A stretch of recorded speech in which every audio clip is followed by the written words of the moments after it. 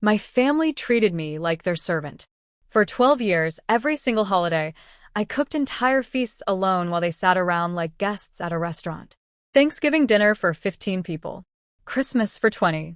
Easter brunch for the whole extended family. 2 days of cooking and they'd show up, eat, then leave me with mountains of dishes while they watched football. So this Christmas, I didn't show up. I turned off my phone Christmas Eve and stayed home.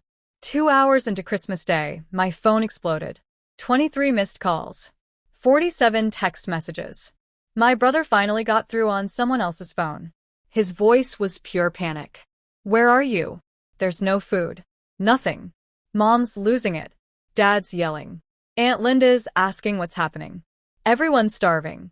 "Get here now." I could hear total chaos behind him. Shouting.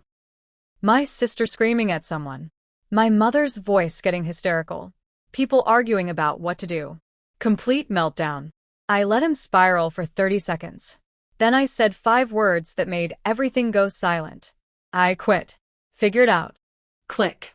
But here's what they didn't know as they stood in that disaster of a kitchen with no turkey, no sides, no dessert, and 20 hungry people getting angrier by the minute. 3 months ago, I found something. A group chat I wasn't supposed to see. Every single one of them in it. Talking about me. And what they said made me start planning something they'd never see coming. They thought I'd show up like always. They thought I'd never have the nerve to leave them hanging. They were so sure of me that they didn't even have a backup plan. And when they finally figured out why I really wasn't coming back, when they saw what I'd been quietly preparing for months, it wouldn't just ruin their Christmas. It would change everything. If you're watching this right now, drop a comment and let me know where you're viewing from. I want to know I'm not the only one who finally stopped being the family servant. My name is Natalie Cooper, and I'm 34 years old. I live in Minneapolis, Minnesota, where I work as a high school English teacher. I grew up here with my parents Walter and Susan, my older brother Kevin, who's 37, and my younger sister Bethany, who's 31. We looked like a typical Midwestern family. Close-knit. Lots of gatherings. Sunday dinners and holiday traditions.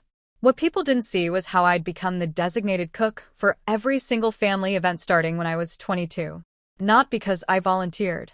Not because I loved cooking. But because one Thanksgiving, my mom hurt her back and asked if I could help out with dinner.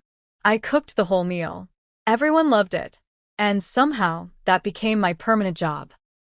Before I tell you about the group chat that changed everything and the Christmas that destroyed my family's expectations forever, hit the like button and subscribe to hear more real stories about people who finally stopped being taken for granted. These stories might help you recognize when you're being used. It started innocently enough. That first Thanksgiving when I was 22, I didn't mind cooking. My mom was genuinely hurt, and I wanted to help. I spent 2 days preparing everything. Turkey, stuffing, mashed potatoes, green bean casserole, cranberry sauce, rolls, 3 different pies. 14 people showed up. Everyone ate, complimented the food, and I felt good about helping. The next year, my mom asked if I could do it again since everyone had loved my cooking so much. I said yes. It was family. You help family. Year 3, it wasn't even a question. My mom just told everyone I was cooking Thanksgiving dinner. Like it was decided. By year 4, it had expanded to Christmas. Then Easter. Then my dad's birthday. Then any time we had extended family over. I'd become the family caterer, except I didn't get paid. I got expected. Every holiday, the pattern was the same. I'd spend 2 full days shopping, prepping, cooking. I'd arrive at my parents' house at 6 a.m. on the day of to start. My family would show up around 2 p.m., sit down, eat everything I'd made, compliment it briefly, then migrate to the living room to watch TV or chat. I'd be left in the kitchen cleaning everything. Alone. For hours. Scrubbing roasting pans, washing dishes, putting away leftovers. My family would leave without helping. My mom would say, "Thanks, honey, dinner was wonderful," on her way to the couch. That was it. I never complained. I thought this was just what you did for family. Pull your weight. Contribute. Be helpful. But over the years, it started wearing on me. The holidays stopped feeling like celebrations and started feeling like unpaid catering jobs. I'd spend my entire Thanksgiving break cooking and cleaning while my siblings spent it relaxing with their families. My brother Kevin would show up with his wife and 2 kids, eat, then leave early because the kids were tired. My sister Bethany would bring her boyfriend, eat, then disappear to take photos for Instagram. My parents would eat and immediately turn on football. Nobody offered to help cook. Nobody stayed to help clean. Nobody seemed to notice I was working while they were relaxing. Last year's Thanksgiving was particularly bad. I'd made dinner for 18 people. My entire family plus cousins and their kids. I'd been cooking for 3 days straight. Turkey, ham, 7 different sides for desserts.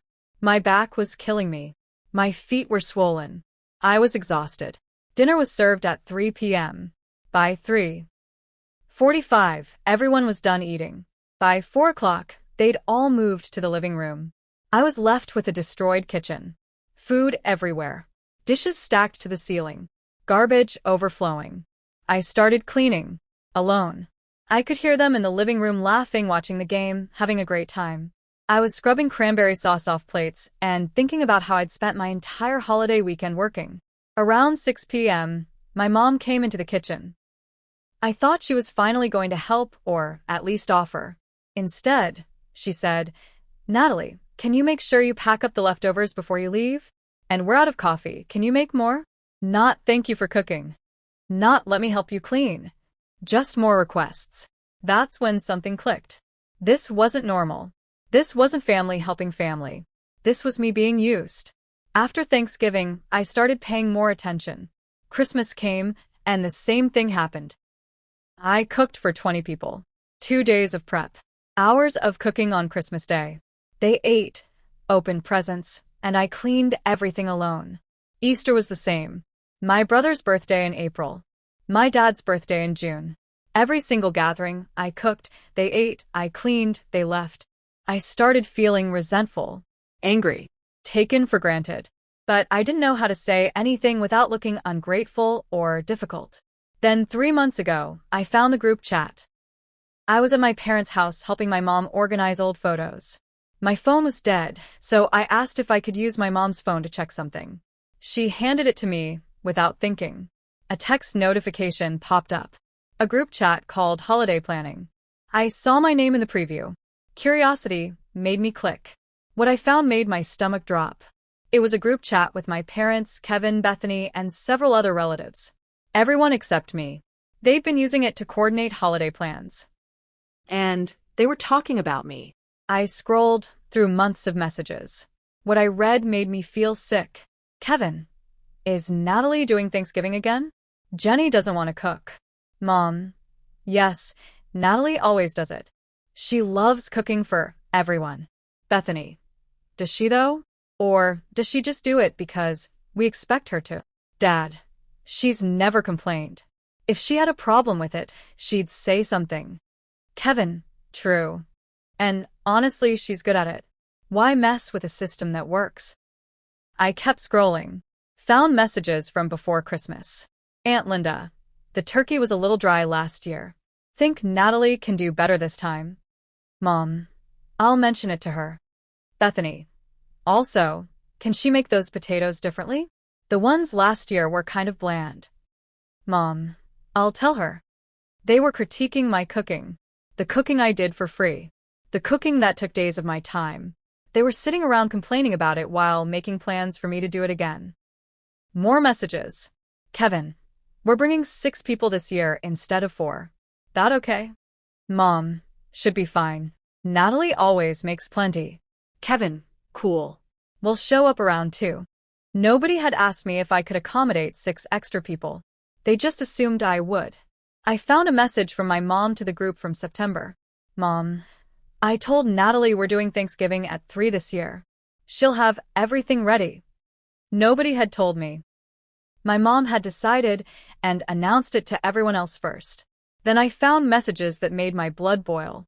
Bethany, honestly, it's kind of nice having Natalie do all the cooking. Means I can actually enjoy the holidays without working. Kevin, right? It's like having a personal chef. Aunt Linda, she really is good at it. And she seems happy to do it. Dad, she's always been a helper. That's just who she is. They thought I was happy to do it. They convinced themselves I enjoyed spending my holidays cooking and cleaning while they relaxed. And none of them had ever asked me if that was true. The most recent messages were from 2 weeks ago. Mom, Christmas dinner. Same plan as always. Natalie cooks, we all bring drinks or apps. Kevin, works for me. What time? Mom, I'll tell her 2 p.m. She'll need to be there early to prep.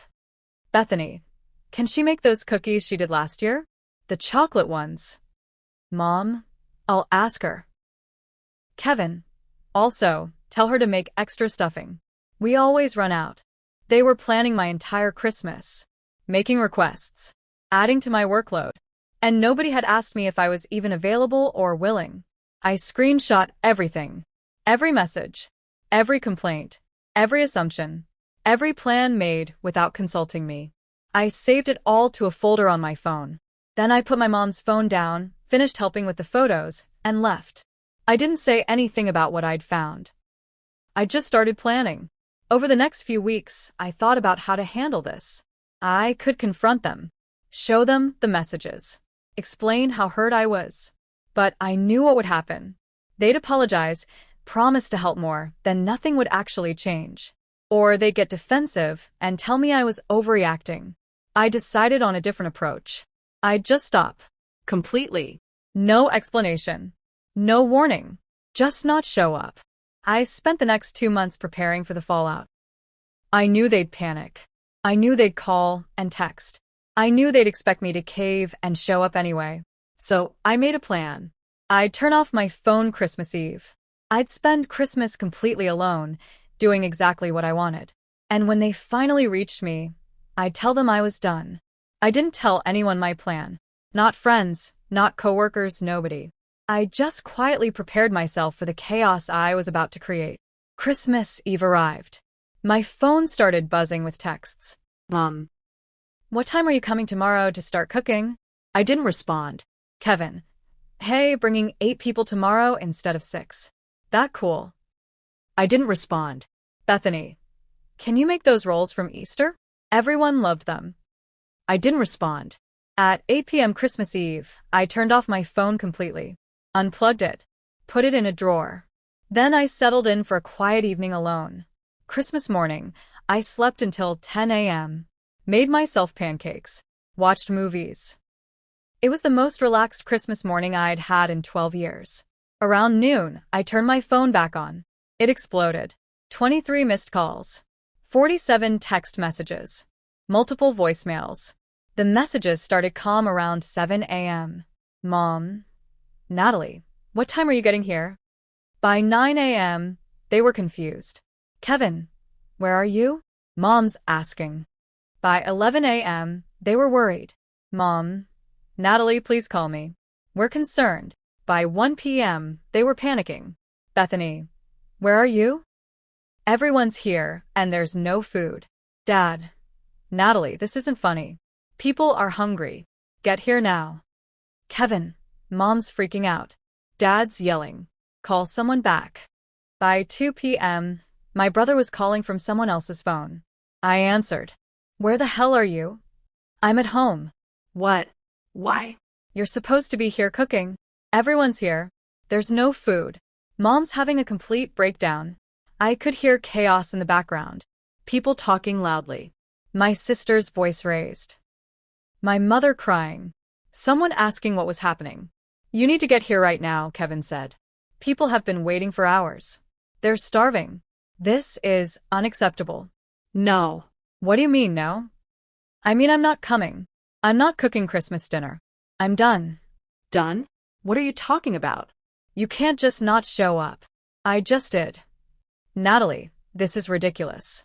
Everyone's here. We planned on you cooking. You can't just bail. You planned on me cooking without asking me. That's the problem. We always do Christmas this way.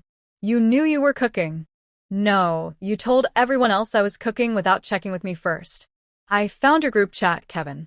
I saw all the messages. Silence. What group chat? The one called holiday planning. The one where you all complain about my cooking, make plans for me without asking, and talk about me like I'm hired help. That group chat. More silence. I could hear him moving away from the crowd, probably going to another room. Natalie, I don't know what you think you saw, but I saw everything. Months of messages. You calling me your personal chef. Bethany saying how nice it is that I do all the work so she doesn't have to. Mom making plans and announcing them to everyone before telling me. All of it. We didn't mean anything by that. We were just coordinating. You were taking me for granted. For 12 years. And I'm done. So, what, you're just not coming? You're going to ruin Christmas for everyone. I'm not ruining anything. You all ruined it by treating me like a servant instead of family. Figure out dinner yourselves. There's nothing here. No food. Mom didn't prep anything because you always do it. Sounds like a problem you all need to solve together. You're being selfish. No, I'm being done. I quit. Figure it out. I hung up. My phone immediately started ringing again. I turned it off. I spent the rest of Christmas Day completely alone. I ordered Chinese food, watched movies, read a book. It was the best Christmas I'd had in over a decade. I turned my phone on Christmas night. More messages had piled up. Mom, Natalie, please talk to me. Everyone's upset. We ordered pizza, but it's not the same. Why are you doing this? Bethany, you made everyone's Christmas miserable. Are you happy now? Kevin, we need to talk about your behavior today. This was completely unacceptable. Dad, very disappointed in you, Natalie. Family is supposed to support each other. I didn't respond to any of them. The next morning, my mom called. I answered. Natalie, we need to talk about what happened yesterday. Okay. You embarrassed us in front of the entire family. People drove hours to be here for Christmas dinner, and there was nothing. We had to order pizza and Chinese food. It was humiliating. You should have had a backup plan. We didn't need a backup plan. You were supposed to cook like you always do. Did anyone actually ask me if I was cooking this year? Silence. We assumed. You assumed. That's the problem. You've been assuming for 12 years that I'd just keep cooking and cleaning for everyone while you all sat around doing nothing. We don't do nothing. We bring drinks and appetizers. Mom, I found the group chat. I saw the messages. I know you've all been treating me like free labor. That's not fair. We appreciate what you do. You appreciate it so much that you complain about it being dry or bland behind my back. You appreciate it so much that Kevin calls me your personal chef. You appreciate it so much that nobody ever helps me clean. We've offered to help. When? Name one time someone offered to help me clean up after a holiday dinner. She couldn't. That's what I thought, I said. You didn't offer because you didn't think you needed to. You thought I was happy doing it all. You never complained. I shouldn't have to complain for you to notice I'm doing all the work. So what now? You're just never cooking for us again. That's exactly what I'm saying. You're being dramatic. I'm being done. There's a difference. Your father and I are very disappointed. That's fine. I'm disappointed too. Disappointed it took me 12 years to realize I was being used. I hung up. Over the next week, I got messages from everyone. Kevin saying I overreacted. Bethany saying I ruined Christmas over nothing. Aunts and uncles I barely knew telling me I should apologize. I responded to none of them. Then, a week after Christmas, I sent a message to the family group chat. The one I was actually included in. I sent the screenshots. Every single message from the holiday planning chat. Months of them talking about me, planning around me, complaining about me. I added one line. This is why I didn't come to Christmas. I'm done being treated like the help. Then I left the group chat. My phone exploded again. Calls, texts, voicemails. Everyone suddenly had something to say. Kevin, you had no right to share private messages. Bethany, this is so petty. Mom, taking things out of context doesn't help anyone. Dad, this family is falling apart because you can't handle some lighthearted comments. I blocked all of them. 2 weeks after Christmas, my mom showed up at my apartment. I didn't let her in. We talked through the door. Natalie, please. We need to fix this. There's nothing to fix, Mom. You all made it clear how you see me. I'm just accepting that and removing myself from the situation. We don't see you as the help. We see you as part of the family. Then why was I the only one cooking and cleaning every holiday for 12 years? Because you're good at it. So are Kevin and Bethany. But they never had to do it. This is ridiculous. You're throwing away your whole family over holiday dinners. I'm walking away from being taken for granted. There's a difference. We're planning Easter. We'd love for you to be there. As a guest or as the cook? Well, someone needs to cook. Then hire a caterer. We can't afford that. But you could afford to expect me to do it for free? She didn't have an answer for that. I'm done with this conversation, Mom. I'm done with all of it. She left. I haven't heard from her since. 3 months later, I found out through a mutual friend that my family tried to do Easter dinner themselves. My mom attempted to cook a ham and sides. It was apparently a disaster. The ham was undercooked. The potatoes were burnt. Nobody knew how to make the dishes I'd always made. They ended up ordering most of the meal from a restaurant. According to my friend, my mom spent the entire dinner complaining about how much work it was and how exhausting cooking for everyone had been. She apparently said, "I don't know how Natalie did this every time." My friend asked if she'd apologize to me. My mom said, "She's being stubborn. She'll come around eventually." She won't, because I'm not coming around. I'm not going back to being the family chef. I'm not going back to spending my holidays working while they relax. I'm not going back to being taken for granted. Now, a year after that Christmas, I'm still not speaking to my family.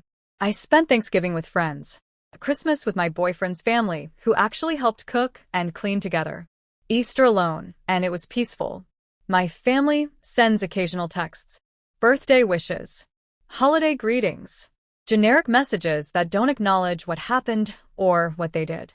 I don't respond, because responding would open a door I've permanently closed. Sometimes people ask if I miss them, if I regret burning that bridge, if I think I overreacted. The answer is always no. You can't miss people who only valued you for what you did for them. You can't regret setting boundaries with people who refuse to respect you. You can't overreact to 12 years of being used. That Christmas, when I didn't show up, wasn't me being petty or dramatic. It was me finally recognizing my worth and refusing to accept less than I deserved. The group chat showed me the truth. They didn't see me as family. They saw me as convenient, as useful, as someone who would always say yes, always show up, always do the work they didn't want to do. And when I stopped being convenient, they got angry. Not because they missed me, because they missed what I did for them. That's not love. That's not family. That's just using someone and calling it tradition. I'm done with that. Done with cooking for people who complained about it behind my back. Done with cleaning up alone while they relaxed. Done with being the only one who worked while everyone else enjoyed the holiday. I chose myself. And I'd make that choice again every single time. Because here's what I learned. When you stop doing things for people who take you for granted, they don't miss you. They miss the service. And that tells you everything you need to know about what they actually valued. My family's house went wild when I didn't show up to Christmas. Not because I wasn't there, because the food wasn't there. And that's exactly why I'm never going back. Have you ever been the family member who does all the work while everyone else relaxes? Have you been taken for granted at holidays? Have you finally said no and watched everyone panic? Share your stories in the comments. Let's talk about the moment you realized you were being used, not appreciated. If this story resonated with you, hit the like button and subscribe for more real stories about people who stopped being doormats. Share this with someone who needs to hear that you don't owe people your labor just because they're family. Thank you for watching. And remember, if they only miss you when you stop doing things for them, they never valued you in the first place. They valued the service. And you deserve better than that.